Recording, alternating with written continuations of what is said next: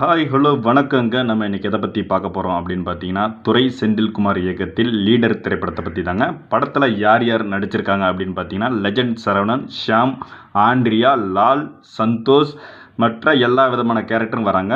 இசை வந்து ஜிப்ரான்கிறவர் போட்டிருக்காங்க.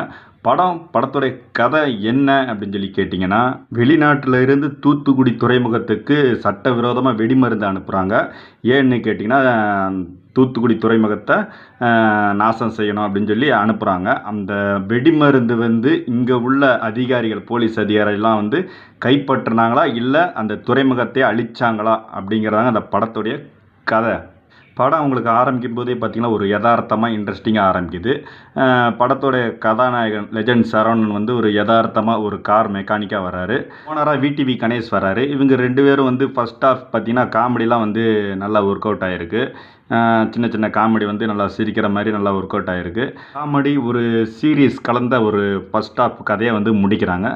செகண்ட் ஹாஃப் பார்த்தீங்கன்னா லெஜண்ட் சரவணனுக்கு வந்து ஒரு ஃப்ளாஷ்பேக் வருது. இன்டெலிஜெண்ட்டாக வர்ற மாதிரி ஒரு ஃப்ளாஷ்பேக் வருது. இதெல்லாம் பார்த்தீங்கன்னா நல்லா ரசிக்கிற மாதிரி தான் இருக்குது. ஆனால் இதுவேவும் பார்த்தீங்கன்னா ரொம்ப கதைக்கு வந்து ஒரு போர் அடிக்கிற மாதிரியும் ஆகுது. ஏன்னு கேட்டிங்கன்னா, ஃபஸ்ட் ஹாஃப் பார்த்தீங்கன்னா காமெடி ஒரு சென்டிமெண்ட்டு கலந்த மாதிரி அப்படி ஃபஸ்ட் ஹாஃப் போகுது. செகண்ட் ஹாஃபில் பார்த்தீங்கன்னா இவர் ஃப்ளாஷ்பேக்கு கதைலாம் நல்லா இருக்குது. அதெல்லாம் எடுத்து சொல்லும்போது நல்லா தான் இருக்குது. ஆனால் பார்த்தீங்கன்னா ட்விஸ்ட்டுங்கிற கணக்கில் பார்த்தீங்கன்னா செத்தவங்கலாம் பார்த்தீங்கன்னா டக்கு டக்குன்னு உயிர் தெளிறது, அது வந்து பார்த்தீங்கன்னா அதுவே வந்து ஒரு கொஞ்சம் போர் அடிக்கிற மாதிரி காட்சிப்படுத்தியிருக்காங்க.